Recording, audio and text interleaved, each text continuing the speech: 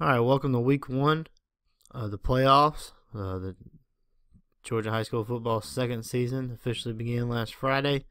So we're going to look at round one of the GHSA playoffs, look at some stuff. There's also a couple clips in here from Iowa State.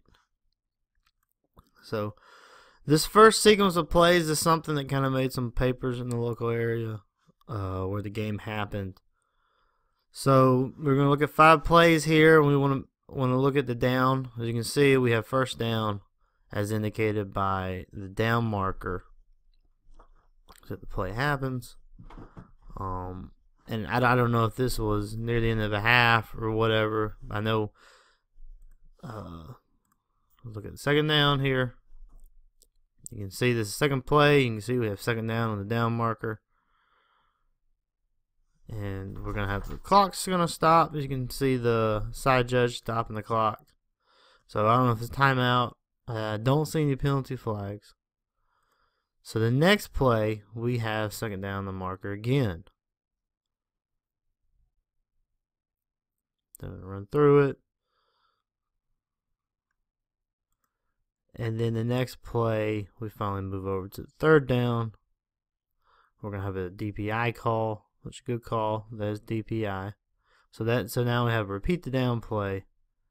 And the next down, the down marker says third.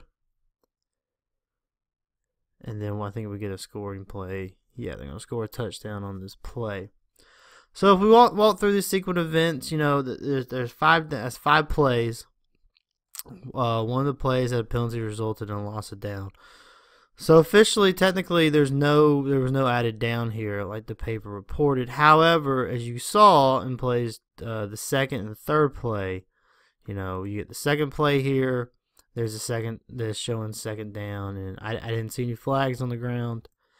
And then we have second down showing on the next play.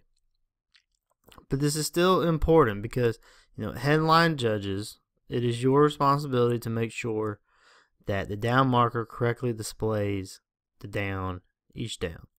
And if there's question or if there's discrepancy, come together as a crew. We cannot miss downs. We have to get that right. You know, and coaches and players, they're looking at down marker. That's what they're going off of.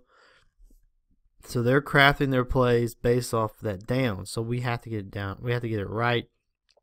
The fans are looking at it. You know, this is kind of a PR thing. Like I said, this was in the papers. So that's how we get scrutiny of it. So let's just make sure that the down marker correctly indicates what the proper down is. Like I said, this crew, I mean, no down was actually added, but I know looks are everything. All right, here's a play that made some rounds last week. See this guy, he's going to bat this ball backwards, and then they're going to bat it backwards to his own teammate. This is a free kick. So look at it, we have 10 yards, right? 10 yards, ball's grounded. So they're eligible to recover it, but they cannot bat it backwards. The exception to the rule only stipulates for scrimmage kicks that you bat it backward, that they can bat it backwards. On a free kick, K cannot bat it in any direction. So let's look at one on a scrimmage kick. This is from a college game, but the rule still applies for us. Scrimmage kick here, and K is going to bat it forward. So this would be a flag, because on a scrimmage kick, he can only bat this ball backwards. He bats it forward, so you would flag that spot where he batted it forward at, and that's where we would assess the penalty from.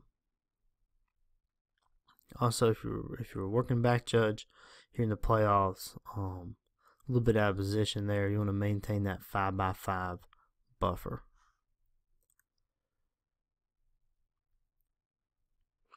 All right, so we had a lot of questions come up throughout the camps and everything on working 7-man. So this is a crew of 7. We have a field goal. We're outside the 15, as you can see. And we're going to have a fake field goal. This is executed properly. You see the holder receives it. Both knees are off the ground. So we're legal. We're good here. So what we're going to do, the deeps will be the back judge, field judge. You're going to go at an angle toward that pylon because the goal line is now your responsibility. On any kind of fake or busted field goal outside the 15. And see the, I guess it'll be the back judge. Comes up to that pylon, he's coming out at an angle, which is good. And then he's just going to kind of loop around and get the dead ball action around here. So good job by the back judge there in covering that fake field goal.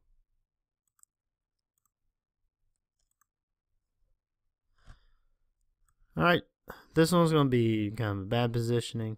Let me speed it up a little bit here so we can get to the part. When we talked about this a little bit in the camps too, as a back judge, you want to maintain that inside out angle. So when a returner is kind of moving you toward a sideline right here, what we want to see the back judges do is actually loop around to where they can get that 5x5 buffer, but on this side. So instead of letting the returner carry you to the sideline, when you feel like you're kind of moving toward that sideline, loop around behind him and get that outside in. Try to stay 5x5 if you can. But you see here, we're kind of right behind them. We're not in a good position to see anything. So you would want to loop around right here and get that out, the inside out perspective. The back judge on a scrimmage kick, you want to keep that inside out as much as possible.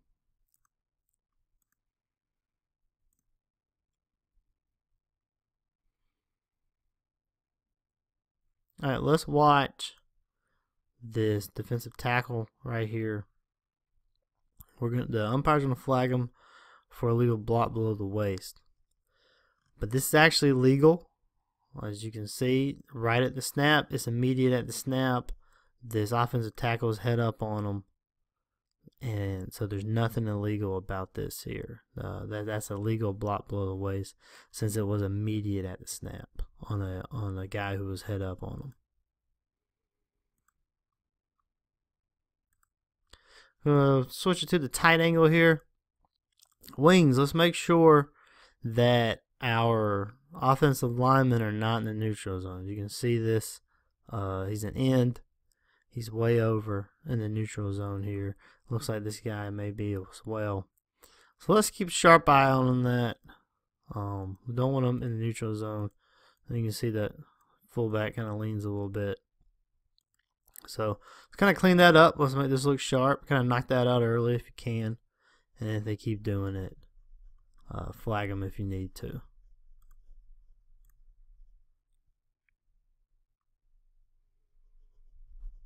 Alright, on this, I want to look at the end of this. We have a little scuffle here on the sidelines. And then the flag is going to be on this player. See this player coming in to your right. This is who gets flagged.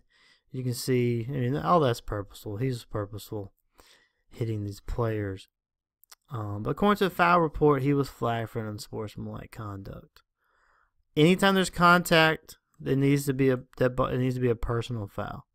Contact's personal foul. Unsportsmanlike conducts are non-contact fouls. And that's important because later on, if he gets an unsportsmanlike, by rule he has to be disqualified from the ball game. But if we had properly flagged him here for just a personal foul, then he gets to stay in. So we want to make sure that when we assess unsportsmanlike conduct, we're doing it on non-contact fouls. And if there's any kind of contact, then we want to do personal fouls.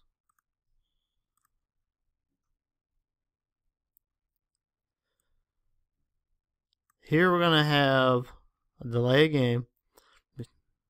Back this up. We got a fair catch. Ball bounces, and then he tries to take off with it. That's a delay game. You know, I know it doesn't seem like much, but that's the one we have to foul. Ball bounces on the ground. He goes fair catch. He just has to field it and stop. He cannot take off like that. So the back judge correctly ruled this delay game. And good job by the back judge there.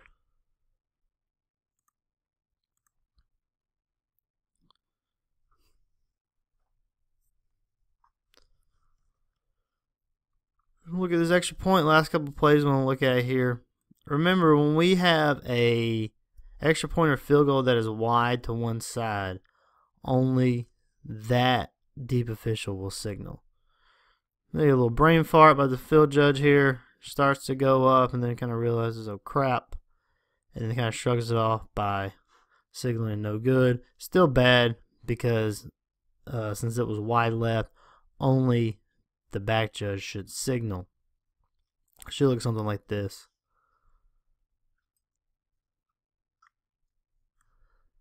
So if it's wide, this one was wide left again, so only that official signals. Just remember that. I know brain farts happen, but just try to stay sharp. This is the playoffs. Every play matters. All right, that's it for this week. Shorter video this week. We got a lot going on. We got to review all 40 films for these crews that we're trying to push forward. So stay sharp, stay focused. Good luck to the guys that are still working. Congratulations to you guys. Congratulations to any coaches or teams that are watching this. And remember, stay sharp. Every play matters.